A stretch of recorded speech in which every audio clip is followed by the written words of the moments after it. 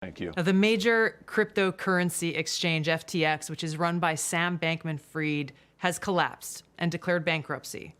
Now, what actually happened is pretty complicated. Later in the week, Tucker is going to have a full investigation on this. But here's what we know for sure. Sam Bankman-Fried was one of the top donors of the Democratic Party this year. In fact, he was the second largest donor to Democrats, second only to George Soros. That money bought Bankman-Fried a lot of access. The Washington Free Beacon reports that just 6 months ago, Bankman-Fried was at the White House consulting on cryptocurrency regulation.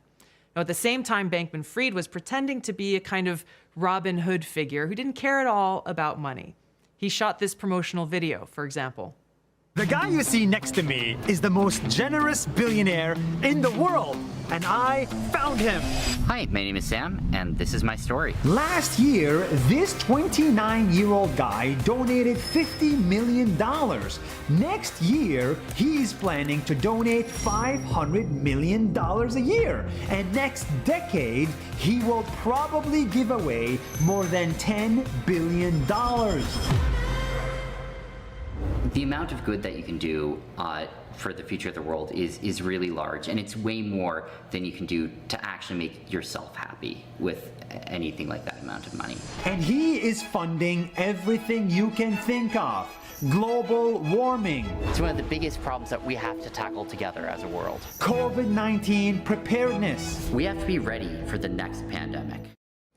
There's a lot of speculation right now about the connections between FTX and Ukraine. It turns out that FTX set up a website for users to send cash to Ukraine's central bank. That's led to speculation that the U.S. government might have sent taxpayer money to Ukraine, which then ended up at FTX and ultimately to Democrats. Now, to unpack what we know for sure, we're joined by Miranda Devine. She's a columnist at the New York Post. She joins us now.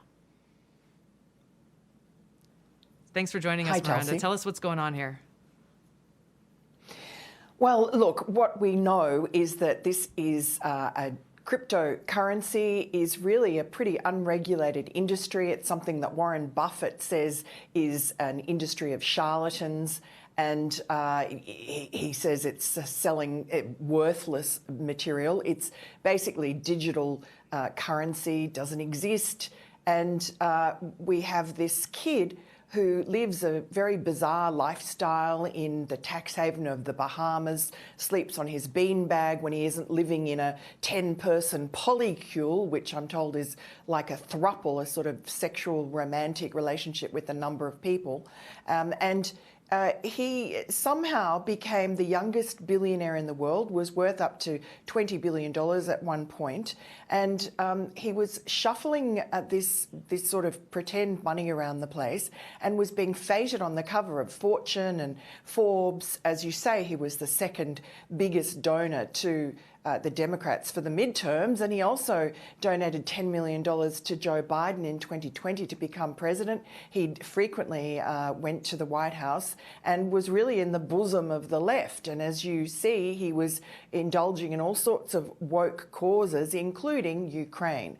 And why on earth, the American taxpayer is funneling tens of billions of dollars over to Ukraine so that they can fight Russia? And why on earth they would be involved, the Ukrainian government, with this now collapsed cryptocurrency exchange, we need to know. I'm sure that when the bankruptcy trustees come out with all their information, we'll find out a little more. But it's not enough for the Minister of Digital Transformation of Ukraine to just scoff at questions and call them conspiracy theories. Why on earth was a country at war dabbling with cryptocurrency, which is everybody knows is shady? Yeah, thanks, Miranda. There are so many questions here. I'm looking forward to seeing Tucker's piece on this. Certainly a lot of eyebrows raised. Thank you so much. Thanks, Chelsea.